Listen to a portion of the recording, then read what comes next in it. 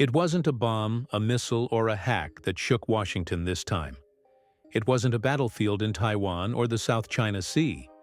It was something quieter, more invisible, and far more devastating. A spike, a number, a silent threat so dangerous it cracked the one pillar America thought was untouchable: the U.S. Treasury bond market. In just 72 hours, something unimaginable happened. Treasury yields shot above 4.5%. Foreign investors, once the lifeblood of U.S. debt, ghosted the auctions. Behind closed doors, emergency calls were made. And just like that, without warning, the White House did something no one expected. It folded. The China tariffs, once hailed as a symbol of economic toughness, were quietly rolled back. No speech, no press conference, just desperation disguised as inflation relief. So what really happened and who is behind it? Why is China winning and the U.S. is surrendering? In this video, let's know about the whole story. The U.S. Treasury market is often likened to bedrock, boring, solid, and predictable. But in early April 2025, that bedrock began to tremble. Yields on the 10-year Treasury surged past 4.5%, brushing dangerously close to the psychologically and structurally critical 5% threshold. The same red line that catalyzed regional banking stress just 1 year prior. Markets traditionally soothed by the depth and stability of Treasury securities now showed symptoms of panic. But this wasn't just a supply-demand imbalance. It was geopolitical sabotage masquerading as market movement. Foreign buyers, long the lifeblood of Treasury auctions, began disappearing. Most notably Japan and China, the two largest holders of U.S. debt after the Federal Reserve itself, dramatically reduced their presence. Auctions failed to attract the usual coverage. Behind closed doors, intelligence floated the most chilling possibility of all: that Beijing had begun testing its financial weapon, not through declarations, but through absence. These were not overt sell-offs. They were surgical strikes, silent withdrawals from auctions, overnight sell orders timed for minimal visibility, enough to send yields soaring without provoking a retaliatory headline. Washington, slow to admit the fragility of its own financial fortress, suddenly realized it was standing on a minefield. What followed was not a policy debate. It was a retreat. On April 9th, without warning or ceremony, the White House removed multiple high-impact Chinese imports from the tariff list: electronics, machinery, electric vehicle components. These were not random exemptions. They were the arteries of the U.S. consumer economy. Officially, the move was presented as a tool to ease inflation. But inside the markets, no one bought the narrative. This reversal came just days after a catastrophic bond auction, where foreign participation plunged nearly 28%. Investors connected the dots. The U.S. wasn't adjusting tariffs because it wanted to. It was doing so because it had no choice. According to insiders, Treasury Secretary Scott Bessent initiated an unscheduled back-channel call with Beijing's diplomatic corps, not to negotiate, but to contain the fallout. The timing wasn't coincidental. Wall Street had already begun whispering of a Beijing-induced yield spike. The administration's pivot, cloaked in economic compassion, was in fact an act of financial surrender. There was no grand policy recalibration. There was only the quiet click of a panic button. But how did China do it? Well, for years, Washington shrugged off China's divestment from treasuries as a slow recalibration, a harmless rebalancing of foreign exchange reserves. But by 2025, that theory collapsed. China didn't just hold a large portion of U.S. debt, it held a detonator. Beijing didn't need to liquidate its entire $784 billion in holdings. It merely needed to float the idea. And that alone was enough to rattle Wall Street's steel nerves. In the weeks leading up to the tariff retreat, China's activity grew eerily quiet in the bond market. Analysts at Barclays described it as presence by absence. There was no public statement, no grand exit, but yields kept climbing, auction demand thinned, and whispers became alarms. The weapon was psychological. It was the idea that Beijing could force America's borrowing costs higher at will, not by crashing the market, but by walking away from it. Every tick upward in yields meant more pain for U.S. banks, more cost to U.S. taxpayers, and less room for the Federal Reserve to maneuver, the financial equivalent of a nuclear deterrent. As the yield curve bent and twisted under the pressure, the Federal Reserve found itself in an impossible position. It was squeezed between inflationary fears and financial contagion. Normally, central banks manage expectations, but this was a fire drill without a plan.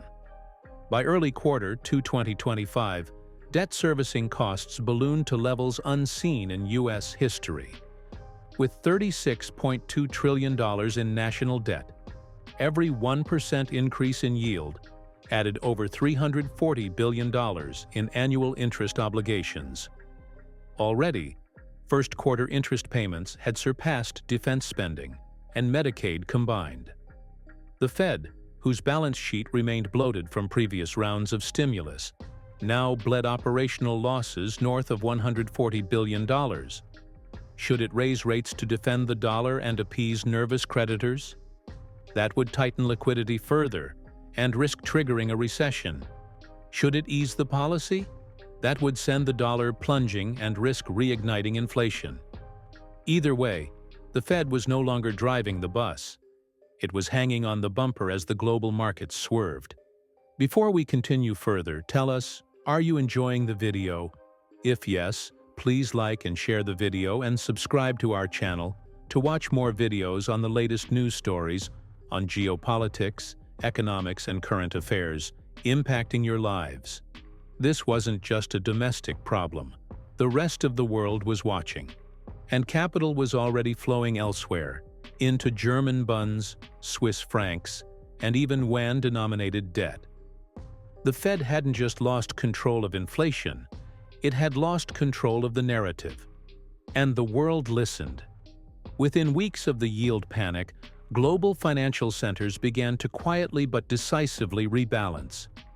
The euro surged in demand as European sovereign bonds, particularly German bunds, saw record foreign inflows. The Chinese yuan, long underestimated, began to replace the dollar in key energy and commodity settlements. From Brazil to the UAE, central banks trimmed their dollar holdings and boosted alternative reserves. For the first time in modern financial history, the dollar's share in global currency reserves fell below 58%, a psychological threshold signaling that the unipolar financial era was cracking. What triggered it? Not a war, not a cyber attack, but indecision, a tariff rollback, a panicked bond auction, and the Federal Reserve's visible paralysis. That's all it took for global confidence in the dollar to fracture, not collapse outright, but degrade. Even private corporations, including giants like Apple, began to pivot their tone. In early April, Apple quietly negotiated a waiver for critical Chinese components central to the iPhone 17 production cycle. Internally, Apple's logistics team warned that severing China ties would cost over $21 billion and delay global product rollouts by 6 months. In essence, America's most iconic tech company wasn't just sourcing from China. It was entangled in China, and that made any clean decoupling impossible. The U.S. didn't just lack leverage, it was exposed. While boardrooms in Silicon Valley negotiated exemptions and the Federal Reserve scrambled behind closed doors, the cost of this chaos was dumped on ordinary Americans. The same Americans who had endured 2 years of inflation, who had seen pandemic-era savings erode, and who now faced a new round of economic instability they didn't cause. Real wages continued to decline while prices on consumer electronics, home appliances, and auto parts surged. The data told the story. 37% of Americans couldn't cover a $400 emergency. Tariffs from the 2018 to 2019 trade war had already cost households an average of $831 annually, according to the Tax Foundation.